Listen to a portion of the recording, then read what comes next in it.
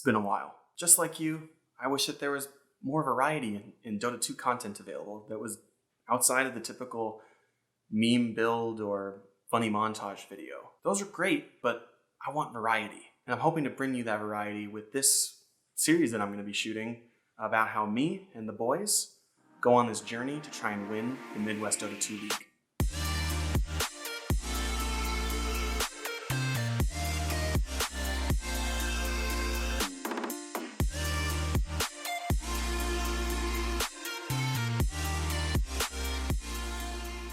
Before we get started, it's important for me to explain what the Midwest Dota 2 League is and who the boys are. If you're like me, you've been playing Dota 2 for practically forever. And right now, you're grinding away in your pub games looking for that sweet, sweet new metal. And depending on which region you're from, you're either dealing with people yelling at you in Russian or Spanish, while the guy named Never Give Up is destroying his items in your fountain. Friends, let me tell you about something different. You don't have to be a pro to join a league. I know, I just learned about this like a couple months ago. I'm sure I'll get people in the comments who are saying, oh, but what, you didn't know about the leagues? Like everyone knows about it. Well, I'm sorry, I didn't know about the leagues. I don't know what to tell you, I just didn't know. So recently I learned about the Midwest Dota 2 League, or MD2L. But wait, what's this place in the Midwest and why does it have a Dota 2 League, you might ask? Well, the Midwest looks like this.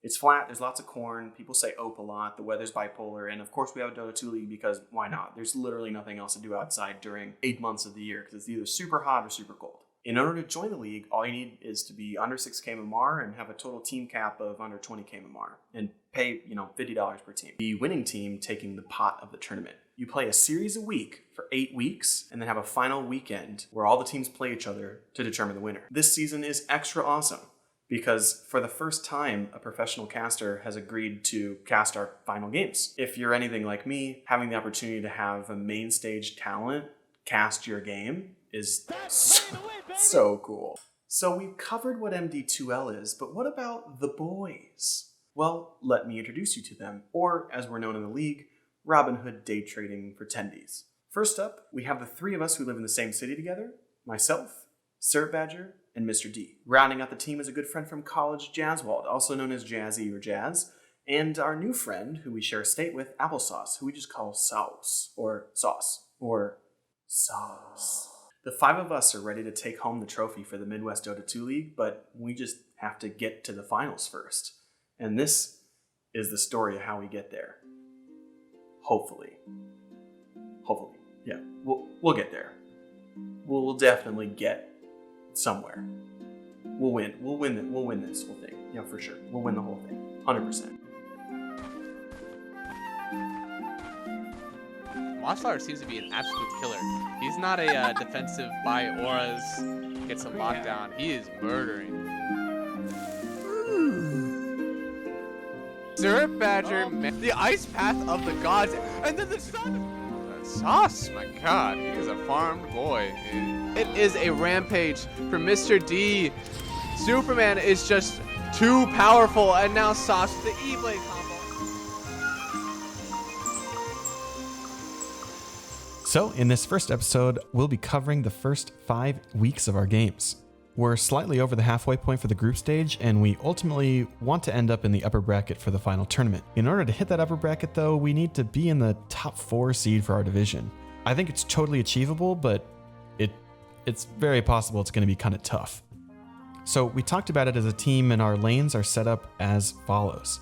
And not to give any big brain strats away to anyone in the league watching this and be able to ban it out against us, but we plan to put our 2 lowest MMR players, Syrup and Jazz, in the safe lane, let Mr. D play mid, and Sauce and myself steamroll safe lane. Together, Sauce and I are the highest MMR lane in the whole tournament, so we're really hoping that this gambit works out. So in our first week, we're playing against one of the University of Minnesota's teams. They're currently like the lowest MMR team in the tournament, I think, and we're feeling pretty confident that we can claim 2 easy wins here. Yeah. When I said that they'd be easy wins, I wasn't joking. No offense to these players, but our total MMR was just significantly higher than theirs, and it made for a pretty easy series. I had a kind of insane score on Wind Ranger in the first game, and honestly, we were just looking for them to ban it against us in the second game, which they totally did immediately.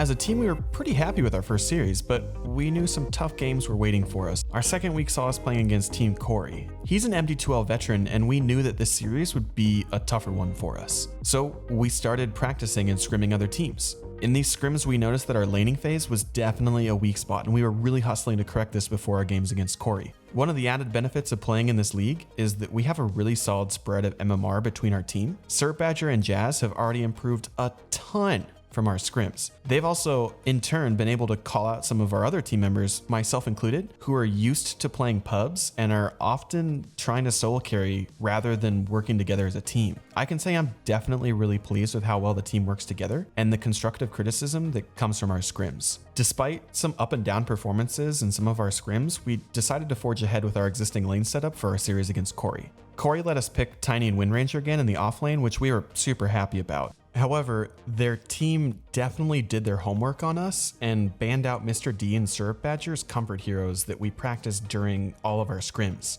We started off on a great foot with First Blood, but our lanes quickly fell apart and we ended up at a 10k net worth deficit at 15 minutes. Not great. From there it got pretty ugly. In the second game we fared a little bit better, delaying our 10k net worth deficit by a whole 6 minutes. But ultimately, we were not able to clinch a win in this game either. I mean, look at this nightmare unfolding. Yikes. We felt these losses were a result of nobody playing super well and our drafts were a bit wonky. We've been rightfully flamed by others for having a 15th pick Shadow Fiend and a 17th pick Lion. We're not planning on doing that one again.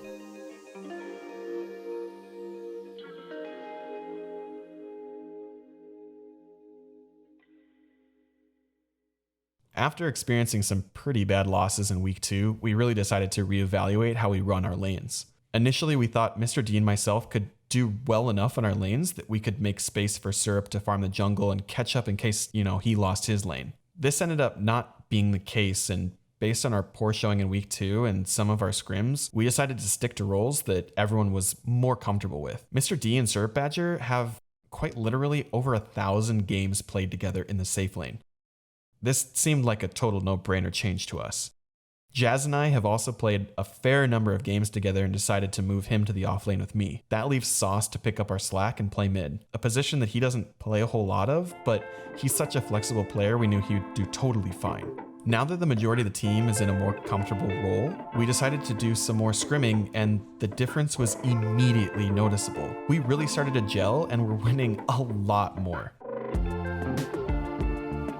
We wanted to keep this momentum and we're excited to play Apache in our next series. Apache's team is currently the best team in our division. They play really well together, haven't dropped a game yet, and their MMR distribution is really solid. We started off our first game well. I mean, really well. Like, really well. We were crushing this game. I had a 14-minute MKB, Sauce had more farm than the state of Nebraska, and Mr. D was free to do whatever he wanted. This time, it was our turn to put a healthy lead on the scoreboard at 20 minutes. We were feeling great. Our changes and the scrims definitely seemed to be paying off. The only difference is we managed to completely throw the game. On top of that, we got anti-maged, which is the worst. Losing to an anti-mage is, man, it is not a fun feeling.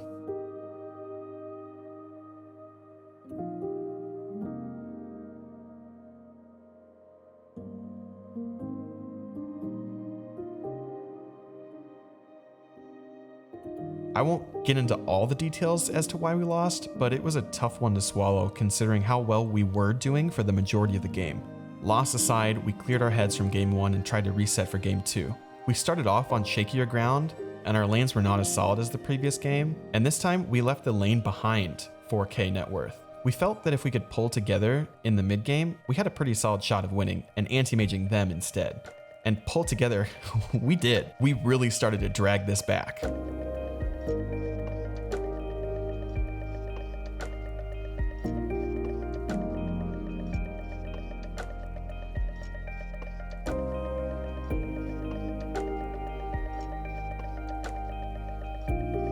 For the next 20 minutes, we clawed our way back up, and then we had this team fight.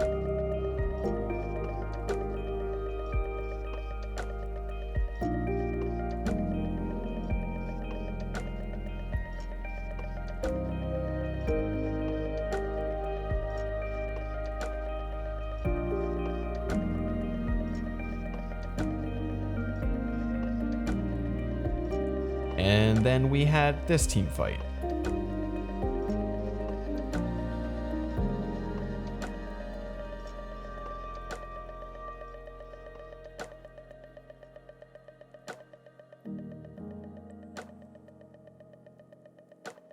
And then we had this team fight. And we played these 4 team fights just terribly and lost as a result of it. Watching these games back, it's pretty obvious that we didn't really have a plan in our team fights, and we need to definitely fix that. I'm also an idiot because this item would have solved a lot of my issues with being dueled in every single fight. These were tough losses. Knowing you're playing against the best team in your division and then having these games end up like that is not a super fun feeling. We're just happy to make these games against Apache tough ones for them, and ultimately we chalk this up to the new lane setup being way better for us overall.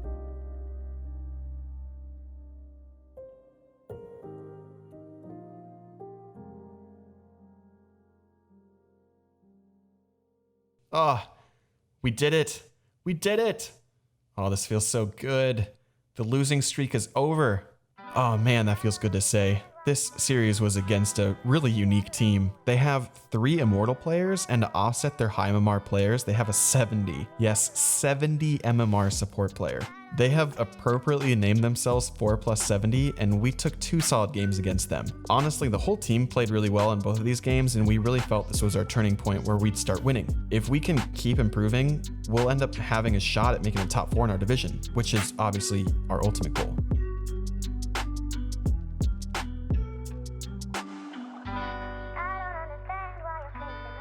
For week 5, our most recent series was versus Team Narathene. Overall, they're a really solid team that we felt if we played well, we could take 2 games off them. So let's see how that went. Oh. Okay. Oh no. Oh no. We're losing the lane phase. We're losing the mid game as well. This does not look good. Dota Plus doesn't even have faith in us. Does it? What's this? We're making a comeback? Yeah, no. No, this game, yikes. This game was tough for a couple reasons. A number of misplays on our end, and our common weakness reared its ugly head.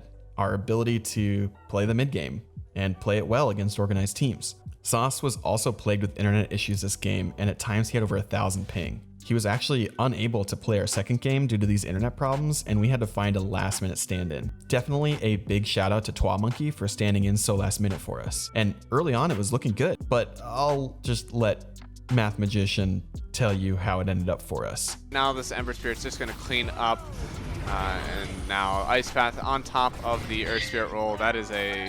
Cold. Yeah. Ugh. It was a fast Alchemist game.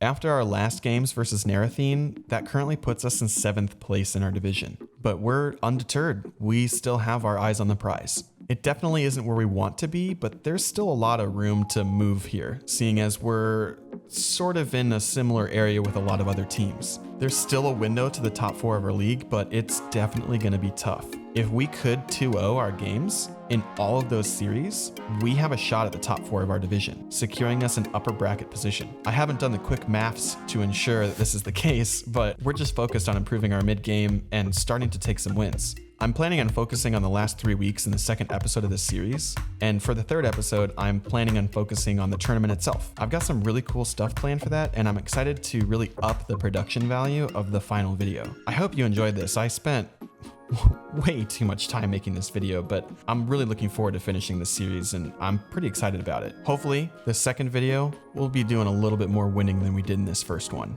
Until then, see you guys in the next video.